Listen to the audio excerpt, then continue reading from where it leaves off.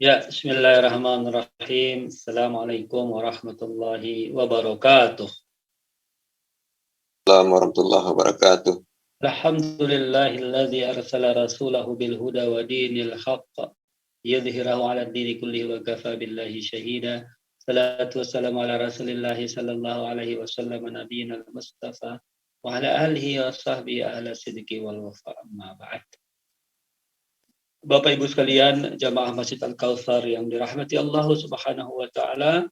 Alhamdulillah kita menjalankan kajian subuh online dengan materi Sirah Nabawiyah, sub bahasan hijrah ke Taif. Hijrah merupakan upaya untuk mencari kebaikan dan kemaslahatan bagi dakwah yang pada masa periode Mekah Rasul SAW banyak menghadapi kendala, tantangan, hambatan. Karena itu bagaimana caranya bisa memberikan perlindungan terhadap dakwah ini, maka salah satunya adalah dengan mengikhtiarkan hijrah ke tempat tertentu, dalam hal ini Taif, untuk mencari suaka, mencari dukungan, mencari perlindungan terhadap dakwah dan risalah yang dibawakan oleh Rasul Sallallahu Alaihi Wasallam. Baik, next slide, kita langsung saja. Bapak Ibu sekalian, kita lihat di sini ya, keterangan yang menjelaskan bahwa pada bulan Syawal, ya, sana asrah minan nubuwah, ya, tahun 10 kenabian atau bertepatan dengan akhir Mei, awal Juni, tahun 619 Masehi. Ya. Jadi hampir ya 1,5, hampir 15 abad yang silam. Ya. Kharaja Rasul sallallahu alaihi wasallam ila Taif. Nabi keluar menuju Taif, dan jarak Taif ini dari Mekah kurang lebih 60 mil. Saraha masyian ala kadamaihi ji'atan wa zuhuban. Jadi Nabi hijrah ke Taifnya ini ya luar biasa. Pengorbanan beliau lakukan dengan berjalan kaki pulang pergi. Ya. Dan kaki pulang pergi dari Mekah menuju ke Taif. Nah, jaraknya cukup jauh antara Mekah dan Taif ini, sekitar 60 mil atau 150 kilometer. Kalau kita saat umroh kemudian bisa mendapatkan izin ziarah ke Taif, itu menggunakan bis sekitar 2 jam perjalanan. Nah, selama perjalanan beliau melewati kabilah-kabilah dan mendakwahkan mereka. Jadi ini menunjukkan bahwa Rasulullah memanfaatkan selama perjalanan, ya, tidak bosan-bosannya beliau mengajak kabilah-kabilah yang dilewatinya untuk menerima risalah Islam ini. Ini merupakan satu amanah dari perintah Allah Subhanahu wa taala. Ya, dalam Al-Quran disebutkan, ya ayyuhar rasulu balligh ma unzila ilaika wa illam taf'al fama ballaghta risalatah.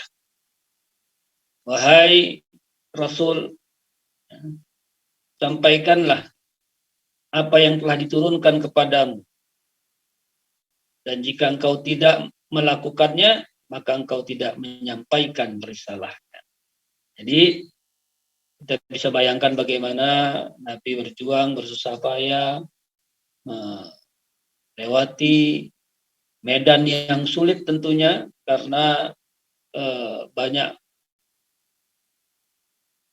gunung-gunung, lembah, dataran tinggi, ya, antara Mekah dan Taif.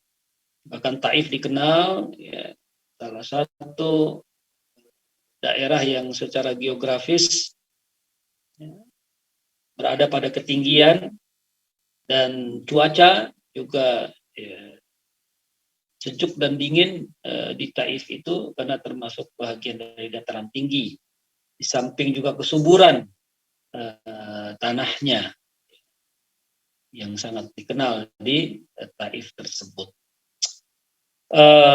Jadi Bapak Ibu sekalian, sekali lagi kita bayangkan betapa Rasulullah SAW melakukan perjalanan dari Mekah ke Taif ini bukan perjalanan yang ringan, tapi yang cukup melelahkan, cukup memberatkan, cukup menguras energi dan tenaga. Yang secara fisik beliau sudah berumur 40 tahun lebih waktu itu. Nah, dakwah beliau ternyata disebutkan di sini falam tajib ilaihi wahidatun minha, namun tak satu pun yang memenuhi ajakannya. Jadi kita bisa bayangkan betapa sulitnya mendakwakan seseorang pada saat itu, mengajak orang-orang pada saat itu ke jalan Islam yang diridhoi ini. Artinya kita bisa mengambil hikmah pelajaran bahwa begitulah ujiannya, kesabarannya orang-orang yang berdakwah di jalan Allah Subhanahu wa Ta'ala. Kalau Nabi Muhammad SAW saja pernah mengalami tidak ada satu pun yang memenuhi ajakannya. Padahal beliau seorang Nabi dan Rasul. Baik, next slide. Jadi tadi mencari suaka ya. Jadi terus terang memang Nabi datang ke Taif itu langsung. Tujuannya adalah untuk mencari suaka. Ya, cari backing dan perlindungan bagi dakwah beliau yang tergolong baru di Jazirah Arab atau di kota Mekah. Nah, sekarang kita lihat bagaimana respon dan sikap tokoh-tokoh masyarakat Taif terhadap kedatangan Nabi di negeri mereka, terhadap ajakan dan seruan Nabi kepada mereka. Jadi di sini menggambarkan tentang betapa ujiannya memang cukup berat dialami oleh Rasul sallallahu alaihi wasallam. Ya. Faqala ahaduhum huwa yamrutu thiyabal Ka'bah ayyumazziquha in kana Allahu arsalahu. Salah seorang mereka langsung berkomentar, ini para tokohnya ya, para petingginya, para pembesarnya, pemimpin masyarakat di Taif, sambil mengejeklah, merendahkan, mengatakan ya, dia berobek kiswah Ka'bah jika memang Allah Subhanahu wa Ta'ala mengutusnya. Jadi ada hal-hal yang sifatnya ditantang. Ya, kalau benar-benar utusan Tuhan, coba berani nggak robek kiswah Ka'bah yang ada di Mekah? Padahal kiswah Ka'bah itu suatu yang sangat dimuliakan juga oleh orang-orang. Ya. Jadi seperti itu permintaan mereka yang mustahil atau yang tidak logis. Kemudian waqala al-akharu, yang lain mengatakan ama wajadallahu ahadan gairaka. Yang lain lagi juga sama, tidak kalah merendahkan kalimatnya, kata-katanya. Ya, mengatakan apakah Allah tidak mendapatkan yang lain sebagai utusannya selain darimu? Ya. Dengan kata lain, memang nggak ada yang lain yang bisa diutus. Ya. Nah, selain dari engkau. Jadi mungkin melihat karena mengaku sebagai utusan Allah, sementara dari Mekah ke Taif juga berjalan kaki, tidak ada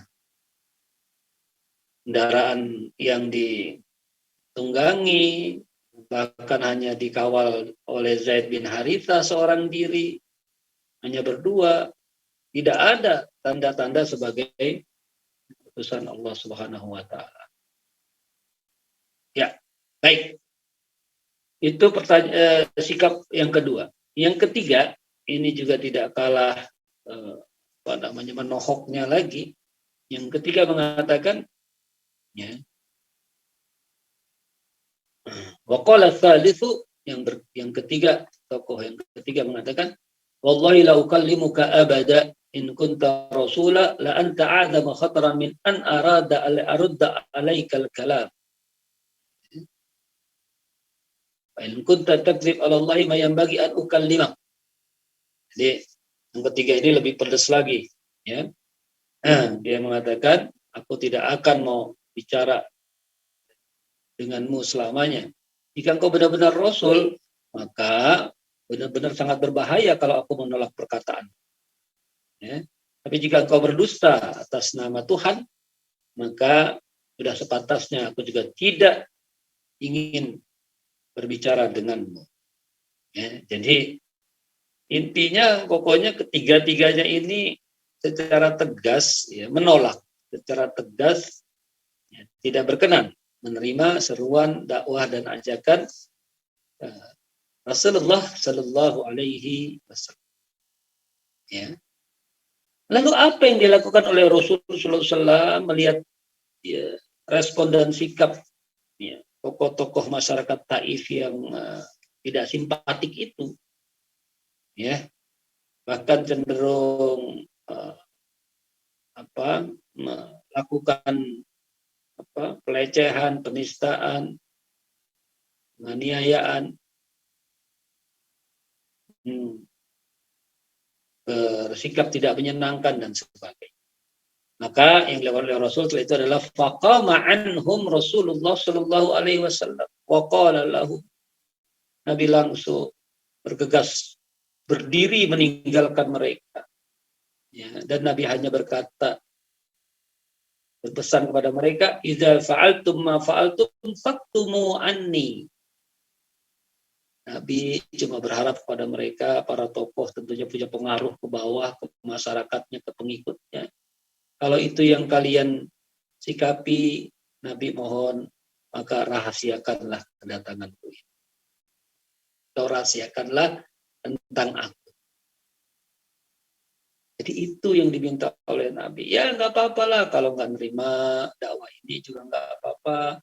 Tapi ya mohon yang penting jangan mengganggu. Gitu. Yang penting jangan menghalangi, jangan merintah. Itu sudah cukup bagus, ya. Daripada sudah tidak menerima, sudah tidak berkenan, ya, lantas kemudian juga mengganggu dan merintangi atau menghalangi. Oke, next slide. Nah, jadi rupanya pesan yang disampaikan oleh Nabi ini tidak digubris oleh mereka. Akan mereka melakukan perencanaan, penistaan dan penganiayaan secara massal, secara masif, ya, sistemik, begitu. Karena terjadi pengerahan massa. Ya. Wa aqama Rasulullah Sallallahu Alaihi Wasallam baina ahli Taif asrata ayyam. Jadi Nabi sempat, ya, stay, ya, tinggal menetap di Taif waktu itu selama 10 hari.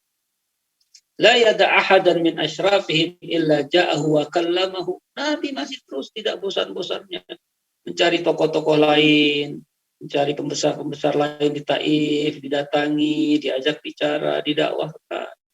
Ternyata, ya, klimaksnya penentangan mereka memang semakin memuncak. Waqalu, lalu, ya, mereka para pembesar di Taif langsung memberikan ultimatum kepada Nabi Muhammad SAW dengan mengatakan ukhruj min biladina.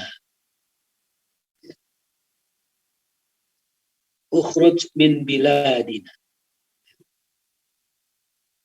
Keluarlah engkau ya Muhammad dari negeri kami ini. Pergilah engkau dari sini. Itu bahasa kasarnya, ya. Itu sudah pengusiran itu. Pergilah engkau segera dari sini.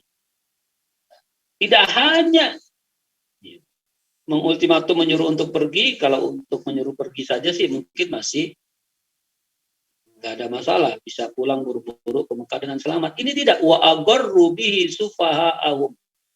Nyata mereka mulai memprovokasi, mulai mengerahkan ya pengikut-pengikut mereka yang bodoh itu di Taif. Falamma aradal khuruja tabi'ahu sufaha. Nabi sudah siap-siap berangkat meninggalkan Taif, meninggalkan negeri tersebut sesuai ultimatum dan ancaman mereka. Tapi berbarengan dengan Nabi keluar meninggalkan Taif, ternyata diikuti oleh kaum pandir mereka, ya, orang-orang yang bodoh dari pengikut-pengikut di Taif itu. Wa abiduhum, bahkan juga hamba-hamba sahaya ikut dalam mobilisasi itu. Ngapain mereka semua itu? Ya subbunahu wa yusihuna bihi. Ya. Jadi pertama mencaci maki, menista, ya. Kemudian wa yusihuna bihi. Ya, mereka semua istilahnya berteriak-teriak, ya. Tentu saja nadanya ya mengusir, mengecam dan sebagainya. Jadi ini luar biasa. Ini sebuah kejahatan verbal yang dilakukan oleh mereka. Ya. Sebuah pelecehan ya. Secara personal. Nah, hatta ijtama alaihin nas. Ya, sampai akhirnya semakin banyak orang berkumpul, masa berkumpul. Fawaqafu lahu ya saffaini. Sampai hampir ada ya, 2 barisan masa waktu itu yang cukup banyak. Wa ja'alu yarmunahu bil hijarah, ternyata bukan hanya cacian, makian, ya, lontaran kata-kata yang menyakitkan kepada Nabi Muhammad SAW, tapi dibarengi dengan lemparan-lemparan batu. Mereka melempari Nabi dengan bebatuan. Wa bi kalimatin minas safah, dan juga kalimat-kalimat penistaan. Wa rajamu iraqabaihi. Dan mereka kemudian melempari kedua kakinya, dua kaki Muhammad, kedua kaki Rasulullah SAW, hatta ikhtadaba na'lahu biddiba, sampai-sampai sendalnya itu bersimbah darah seluruh.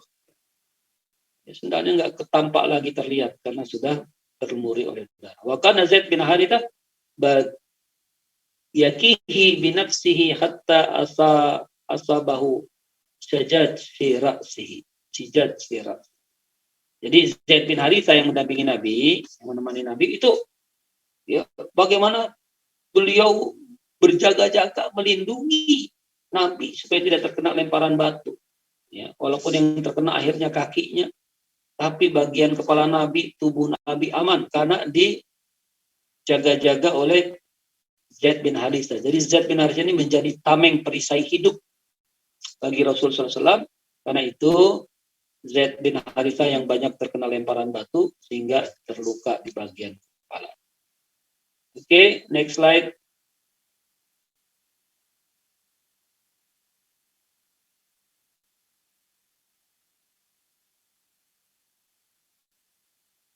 Nah, kemana Nabi berlari ketika dikejar-kejar dilempari batu itu? Maka tibalah Nabi singgah di salah satu kebun anggur, ya, sekitar 2 mil dari kota Taif. Ya, sekitar 2 mil. Entah 2 mil ini berapa, 4 kilo atau 5 kilo. Di bawah pohon anggur, Nabi melepas lelah, Nabi bisa selamat dari kejaran-kejaran mereka. Tak tampak lagi mereka yang mengejar Nabi. Ada pohon anggur yang rindang, Nabi langsung berteduh di bawahnya.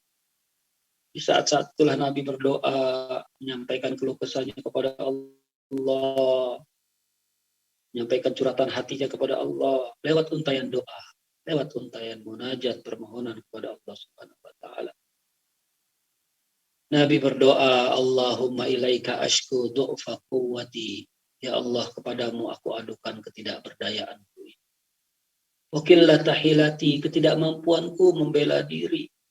wa hawani 'alan nas, kehinaanku di hadapan manusia. Ya Arhamar Rahimin, wahai yang Maha Pengasih dan Maha Penyayang. Anta Rabbul Mustad'afin, engkaulah Tuhan orang-orang yang lemah.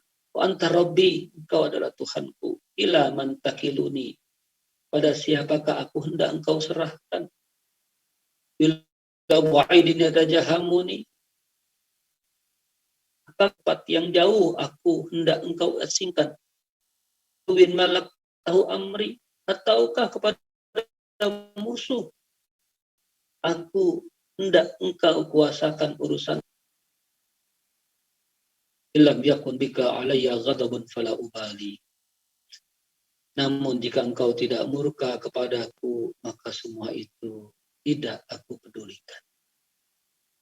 Jadi itulah doa Rasul sallallahu alaihi wasallam. Beliau menunjukkan keikhlasan, kesabaran, apapun yang beliau rasakan, apapun yang beliau jalani dari takdir berdakwah dan memperjuangkan risalah ini. Atau saja yang Nabi minta. Yang penting Allah tidak murka kepadanya, yang penting Allah tidak marah kepadanya, yang penting Allah ridho kepadanya. Ini Masya Allah. Sebuah pasrahan, sebuah penyerahan diri total kepada Allah. Bentuk amaliyah tawakal yang paling tinggi yang dicontohkan oleh baginda Nabi Muhammad sallallahu alaihi wasallam. Beliau serahkan segala nasib dan takdirnya kepada Allah. Beliau hanya berikhtiar, hanya berusaha untuk menjemput takdir yang baik yang diharapkan. Tapi apapun ya, Nabi berserah diri kepada Allah. Ini adalah sebuah pelajaran tentang ya gimana takdir, tentang tawakal, tentang penyerahan total kepada Allah.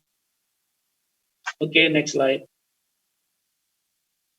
Nah, ketika ada seseorang berteduh di kebun, pemilik anggur, kemudian dari jauh mengamati dan tiba-tiba merasa iba, kasihan. Ya, falamma ra'ahu ibna Rabi'ah. Jadi pemilik kebun anggur ini ya, dua orang laki-laki, ya, putra Rabi'ah. Taharrakat lahu rahimahuma. Jadi tergeraklah ya empati kedua orang pemilik kebun anggur itu. Ya. Kemudian pada awal gulaman lahuma Nasraniyan yuqalu lahu Addas. Dipanggilnya lah ya tukang kebunnya yang bernama Addas yang beragama Nasrani kebetulan. Wa qala lahu khudh kitafan min hadzal 'inab wa dhhab bihi ila hadzal rajul. Lalu berpesan kepada Addas penjaga kebunnya, petikkanlah beberapa kuntum buah anggur lalu berikan kepada orang tersebut. Ya. Walamma wada'ahu baina yaday Rasulullah sallallahu alaihi wasallam. Ketika anggur disuguhkan di hadapan Nabi, madda yadahu ilaihi qaila. Nabi langsung menjulurkan tangannya untuk mengambil anggur tersebut dan hendak memakannya. Nabi berucap terlebih dahulu bismillah. Summa akala. Setelah itu Nabi langsung makan. Jadi ini doa makan yang paling ringkas itu bismillah, kemudian langsung makan. Ya. Nah, ketika Nabi mengucapkan bismillah ini, Adas mendengar, lalu Adas berkomentar, inna hadzal kalama yaqulu ahlu hadhil bilad. Apa yang kau ucapkan tadi ini enggak pernah diucapkan oleh penduduk negeri ini. Penduduk negeri ini enggak tahu dengan ucapan bismillah tersebut. Faqala lahu Rasulullah sallallahu alaihi wasallam. Lalu terbukalah dialog obrolan antara Nabi dengan Addas penjaga kebun. Nabi langsung kemudian menyapanya, min ayyil biladi anta. Ya. Dari mana gerangan Anda? Negeri Anda. Asal negeri Anda. Wa madinuka. Lalu apa agamamu? Qala ana Nasraniyun min ahli Ninawa. Ya. Adas langsung menjawab spontan, oh saya Nasrani. Saya dari negeri Ninawa. Rasul dengar negeri Ninawa itu. Nabi itu punya pengetahuan wawasan yang luar biasa. Nabi nyambung. Lalu Nabi mengatakan, ya, min Qurrus bin Matta. Oh, berarti negerimu itu adalah negeri asal dari lelaki saleh, yakni Yunus bin Matta. Rupanya ini negeri kelahiran Nabi Yunus alaihis salam. Ya, Yunus bin Matta. Kemudian qalahu Adas kemudian menimpali lagi, wa ma yudrika ma Yunus ibn Matta. Ya. Apa yang kau ketahui tentang Yunus bin Matta? Qala Rasulullah SAW, Nabi menjawab dengan tegas, lugas. Beliau katakan, dzalika akhi kana nabiyyan wa ana nabi. Yunus bin Matta adalah saudaraku. Dia adalah seorang nabi, aku pun seorang nabi. Fa'aqabba Addas ala ra'si Rasulillah sallallahu alaihi wasallam. Addas langsung tersungkur menjatuhkan dirinya, memeluk Nabi sallallahu alaihi wasallam. Ya. Ya. Kemudian wa yadaihi wa rijlaihi. Ya. Tangannya dan kakinya yuqabbiluhu dan yuqabbiluha, Adas mencium baik kepala Nabi, tangannya, bahkan kaki. Ya. Ini menunjukkan tentang begitu surprise orang yang dicarinya selamat. Oke, next slide.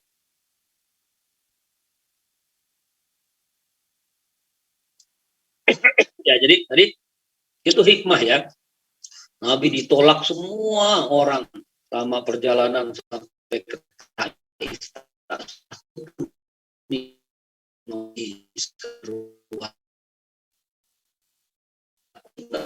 Ada penjaga dengan tulus, dengan cintanya kepada beliau dan memeluk Islam. Dari semula agamanya Nasrani. Jadi ini menunjukkan tentang ya, Allah Subhanahu wa taala ya, tetap memberikan peluang orang yang berdakwah. Dari sekian banyak yang nggak nerima, pasti ada satu dua yang nerima. Nah, kemudian sekarang kita pelajari gambaran kesabaran Rasul. Rasul tidak emosional, apalagi pendendam, apalagi ya timbul rasa amarah, kebencian dalam dakwahnya, tidak sama sekali. Ya, malaikat Jibril khususnya tahu bagaimana perlakuan masyarakat Taif kepada beliau, khususnya pembesar-pembesarnya. Ya, sampai malaikat Jibril kemudian menawarkan pada Rasul Shallallahu Alaihi Wasallam melalui malaikat penjaga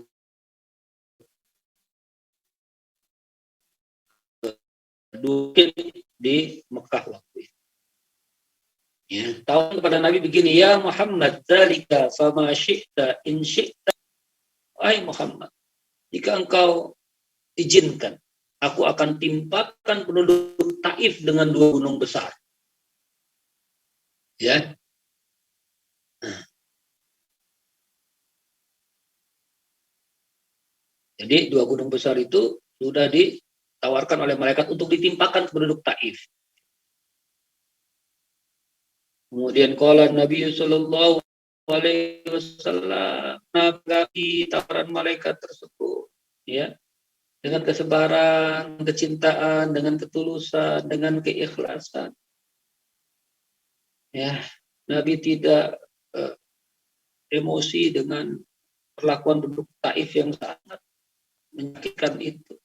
Bahkan Nabi justru mengatakan, ya, menolak dengan halus. Tahu Nabi mengatakan, bal arju ayyukhrijallahu azza wa jalla min aslabihim ayyabu'azzakan. Kelak Allah akan melahirkan dari tulang sulbi mereka orang yang beribadah kepada Allah dan tidak menyekutukannya dengan apa. Dan inilah kesabaran Rasul ternyata benar.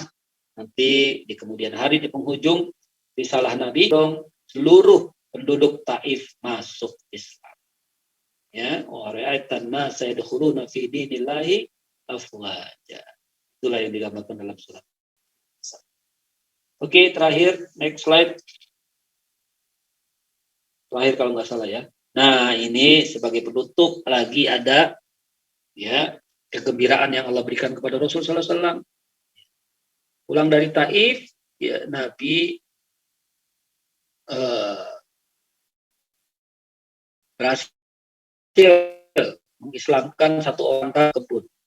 Di perjalanan menuju mau sampai ke rumahnya di Mekah, ternyata ya Allah takdirkan bahwa dakwah Nabi ini diterima secara penuh oleh sekelompok makhluk jin. Nah, jadi jin juga ya bisa mendengarkan, bisa menerima dakwah kita insya Allah. Tapi kita nggak perlu harus repot-repot memastikannya bahwa mereka benar-benar ada atau tidak. Ya, maksudnya tidak harus kemudian Tapi bahwa apa yang kita sampaikan ini, kita ngaji, kita dan sebagainya, insya Allah ya ada sekumpulan makhluk jin yang mendengarkan. Karena memang mereka mendengarkan.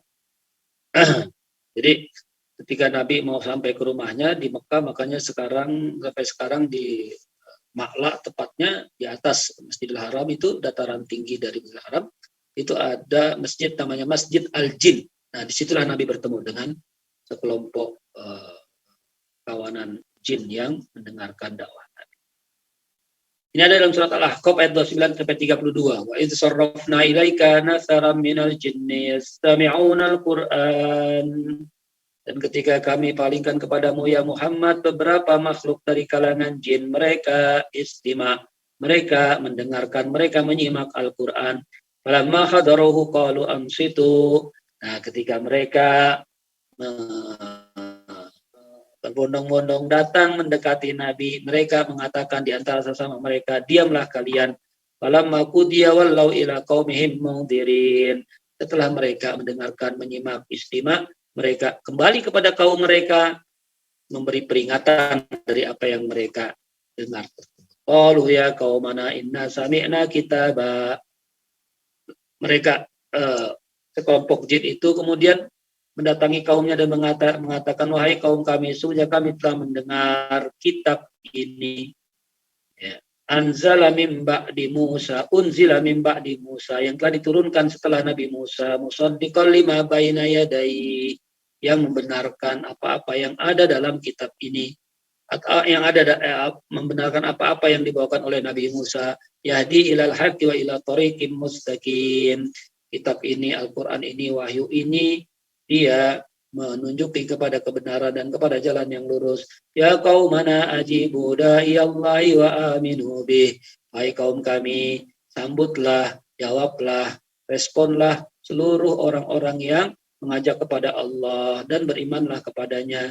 Yaghfir lakum min dzunubikum wa yujirkum min azabin alim. Maka Allah akan mengampuni kalian dan akan menarik kalian dari azab yang pedih. Wa man la yujib da'iyallah, dan barang siapa yang tidak merespon, jawab, memenuhi seruan Allah, panggilan Allah, ajakan orang yang mengajak kepada Allah, walaysa bimu'jizin fil ardi walaysa lahu mulia, maka dia tidak bisa melemahkan atau bisa mengalahkan di muka bumi ini, dan baginya tidak ada pembela-pembela selain daripada Allah. Ulaika fi dhalalim mubin.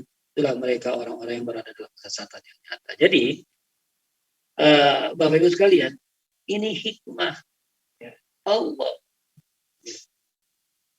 memberikan ganti seluruh penduduk Taif, kabilah-kabilah yang di sekitarnya tidak mau menerima Islam, Allah ganti dengan penjaga kebun adas dengan kualitas yang luar biasa.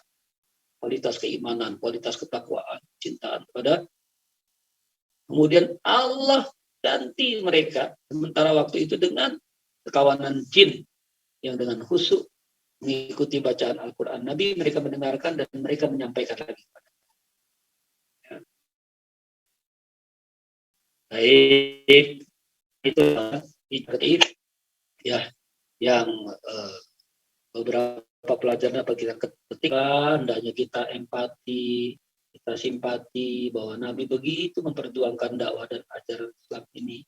Hendaknya kita selalu juga berada di barisan yang paling depan dengan semangat yang terus kita tunjukkan dalam membela Islam yang kita cintai.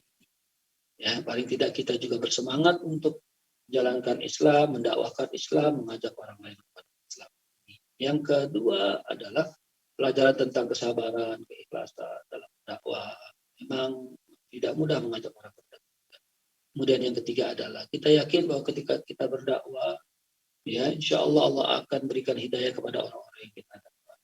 Perkara orang itu menerima atau tidak itu bukan urusan kita. Kita berikhtiar menyampaikan saja. Mungkin tidak diterima sekarang, tapi diterima kemudian. Jadi nggak ada yang rugi orang yang berdakwah. Insya Allah. Dan yang terakhir kita tadi yakini bahwa makhluk jin itu adalah makhluk yang nyata adanya, ciptaan Allah, dan juga bisa mendengarkan dakwah kita ini. Insya Allah. Baik, ini saya dapat saya sampaikan. Saya silakan kembali kepada Pak Justin untuk moderatori atau lanjutkan. Sekian, billahi taufiq wal hidayah. Assalamualaikum warahmatullahi wabarakatuh. Waalaikumsalam warahmatullahi wabarakatuh. Terima kasih atas kajian.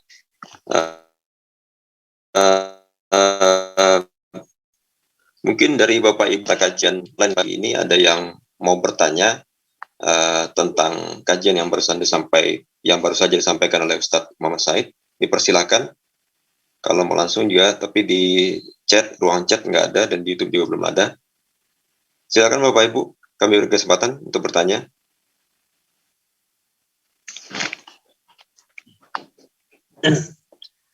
Ya, kalau belum ada, nih saya ada 2 pertanyaan, Pak Ustadz.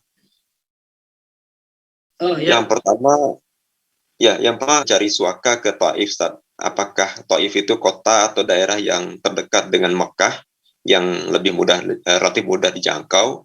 Lalu apa yang menjadi dasar beliau ke sana, tindakan tersebut dilakukan, maksud saya? Karena setahu saya, kalau beliau waktu hijrah ke Madinah, itu kan tentu ada wahyu yang mendasari itu. Itu satu. Yang kedua, yang dimaksud tadi oleh Ad-Sadri atau nama Nabi Yunus, ada Nabi bernama Yunus bin Matta, itu apakah Nabi Yunus yang kita kenal selama ini atau gimana, Ustaz? Ya, demikian, Ustaz. 2 pertanyaan dulu. Ya. Ya, yang pertama adalah Taif, tempat yang relatif paling dekat bisa dijangkau. Ya. Di samping tanahnya yang subur, itu akan jadi tempat yang bagus untuk perkembangan dan pertumbuhan dakwah. Karena daya dukung alamnya cukup baik. Kemudian ada juga riwayat yang mengatakan bahwa masih ada sebetulnya famili Nabi yang tinggal di Taif, ya, entah dari jalur istrinya atau dari jalur ayahnya, ibunya, ya. Jadi itu hal-hal yang melatar belakangi mengapa Nabi memilih Taif, ya. Dan cukup dikenal Taif sekali lagi oleh masyarakat Kota Makassar. Ya. Nah, hijrah ke Taif ini sekali lagi merupakan ikhtiar basyari. Jadi sebuah ikhtiar secara Nabi sebagai manusia, karena Nabi nggak tahu juga bagaimana apa yang akan terjadi di Taif nanti, ya. Jadi sepenuhnya Nabi ikhtiar apa adanya, dan kemudian Allah mentakdirkan seperti yang tadi digambarkan. Sama juga, walaupun begitu, Nabi tetap melakukan upaya-upaya persiapan saat hijrah ke Madinah pun juga begitu. Nabi nggak tahu bagaimana di Madinah ini seperti apa, tapi semuanya sudah didahului oleh berbagai macam persiapan-persiapan. Jadi betapapun ya ikhtiar itu tetap harus dilakukan, ya upaya-upaya persiapan-persiapan yang matang supaya berjalan dengan baik. Kemudian terkait dengan Yunus bin Matta, ya, ini wallahu alam juga ya, apakah memang kebetulan namanya sama dengan Nabi Yunus alaihissalam, ya, karena Nabi Yunus, ya, ini hidup pada zaman yang cukup jauh juga. Ya, tapi kalau disebutkan nabi, ya karena kan ada nabi, ada rasul. Setiap rasul adalah nabi, tapi setiap nabi belum tentu rasul. Ya, rasul itu jumlahnya 25, bagaimana yang termaktub dalam Al-Quran. Sedangkan nabi itu jumlahnya bisa lebih banyak lagi. Ya, rasul adalah yang Allah berikan dia wahyu dan dia wajib menyampaikan kepada kaumnya, kepada umat. Sedangkan nabi, ya, dia mendapatkan wahyu tapi dia tidak memiliki kewajiban untuk menyampaikan kepada umat. Jadi lebih banyak nabi ketimbang setiap rasul adalah nabi, tapi setiap nabi belum tentu dia menjadi. Wallahu a'lam. Ya, baik Ustaz, terima kasih atas jawabannya. Mungkin Bapak Ibu peserta kajian subuh kali ini masih ada yang mau bertanya, silakan dibuka kesempatan. Masih ada waktu sedikit lagi.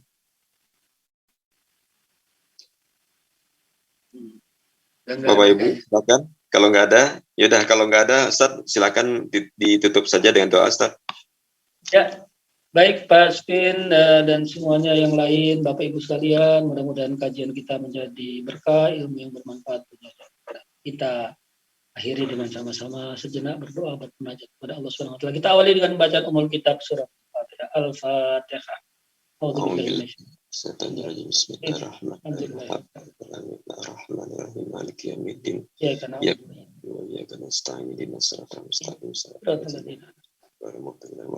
Amin.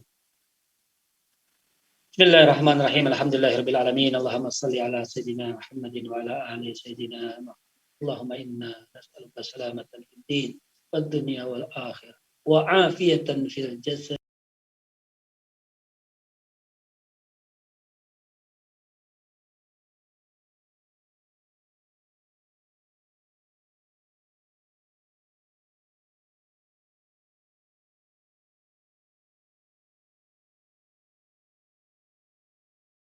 Rabbana atina fid dunya hasanah wa fil akhirati hasanah wa qina adzabannar. Subhana rabbika rabbil izzati amma yasifun wa salamun ala alhamdulillahirabbil alamin. Amin.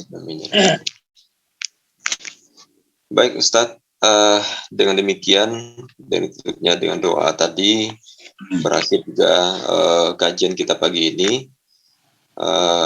Jazakallah khair Ustaz atas kajiannya, dan sekali lagi mohon maaf atas miskomunikasi yang terjadi tadi karena juga benar lupa saya sekira sudah mengirimkan link ke Ustaz, dan juga tadi di masjid rencana juga saya sudah disiapkan peralatan untuk menjadi moderator, tapi ternyata lagi-lagi kedarulahnya ada kendala teknis juga tadi, jadi akhirnya saya balik ke rumah, saya akhirnya dari rumah pada akhirnya gitu loh, live. Baik Ustaz, sekali lagi jazakallah khair Ustaz. Mudah-mudahan ini bermanfaat bagi kita semua, dan Bapak Ibu semua peserta kajian subuh kali ini, terima kasih. Mohon maaf atas segala kekurangan, terima kasih atas segala perhatian, dan kita tutup kajian kita kali ini dengan doa kafaratul majelis.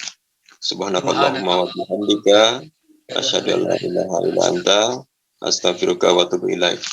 Assalamualaikum warahmatullahi wabarakatuh. Waalaikumsalam warahmatullahi wabarakatuh. Pamit ya Pak Asmi dan semua ya. Ya, terima kasih.